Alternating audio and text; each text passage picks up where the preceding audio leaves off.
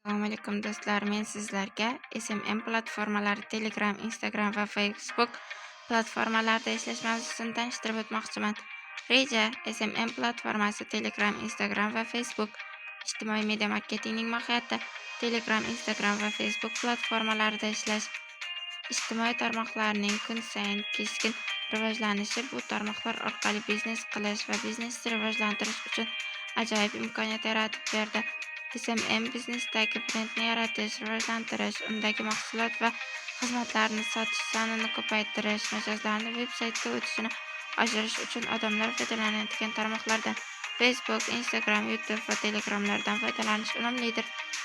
Biznes egalariga mijozlar bilan muloqot qilish va yangi mijozlarni jalb qilish usullarini taqdim etishdan tashqari, SMM ularga qilayotgan harakatlarining muvaffaqiyatini kuzatish va jalb qilishning yanada ko'proq usullarini aniqlashda yordam beradi va shunga asoslangan ma'lumotlarni tahlil qiladi.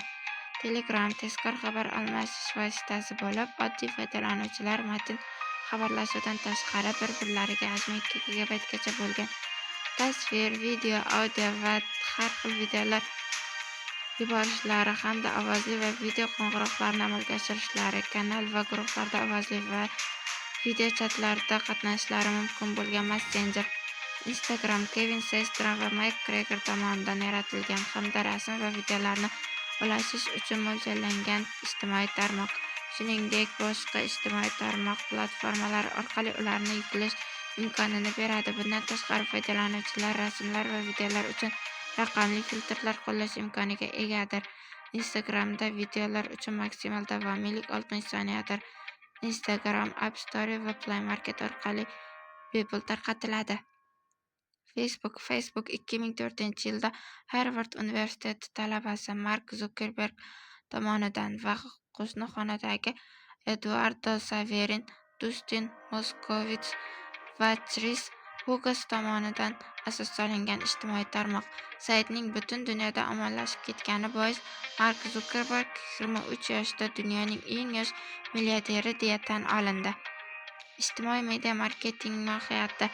Ijtimoiy media marketing brend mahsulot yoki xizmatni ijtimoiy tarmoqlar orqali ilgari surish strategiyasidir. Uning asosiy maqsadi maqsadli auditoriya bilan muloqot qilish, brend obro'sini oshirish va mijozlarni jalb qilishdir.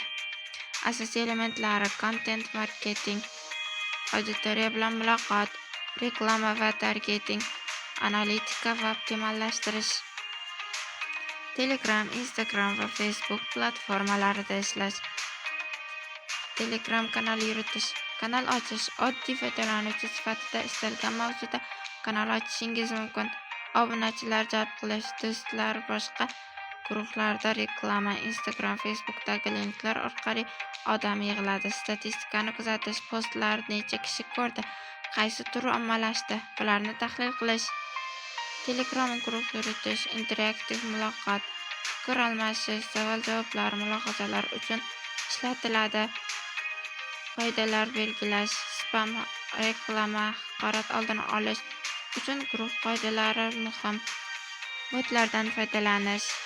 Postlar rejalashtirilgan vaqt bo'yicha avtomatik chiqadi. Savol-javob yoki ro'yxatga olish. Botlar yordamida obunachilar bilan ishlash avtomatlashtiriladi. Instagram SMM bilan ishlash. Bu yo'nalishda siz boshqa odamlar yoki kompaniyalarning sahifalarini yuritasiz.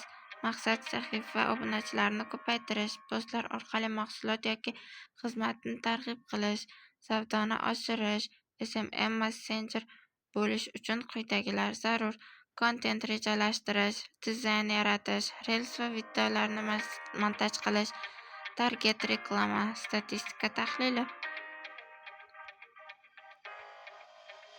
Bloger yoki kontent yaratuvchi bo'lish. Agar sizda ijodiy salohiyat bo'lsa, o'zingizni qiziqishlaringizni, kundalik hayotingizni boshqalar bilan bo'lishib, mashhur blogerga aylanishingiz mumkin. Blogerlar ko'pincha reklama orqali daromad topadilar. Siz qiziqarli, foydali va o'ziga xos kontent tayyorlashingiz kerak. Katta auditoriyaga ega bo'lgan sahifa egasi boshqa brendlar yoki kompaniyalar reklamasini joylashtirib daromad oladi. Buning uchun siz barqaror auditoriya yig'ishingiz, ular bilan doimiy muloqotda bo'lishingiz va ishonchli imij yaratishingiz kerak.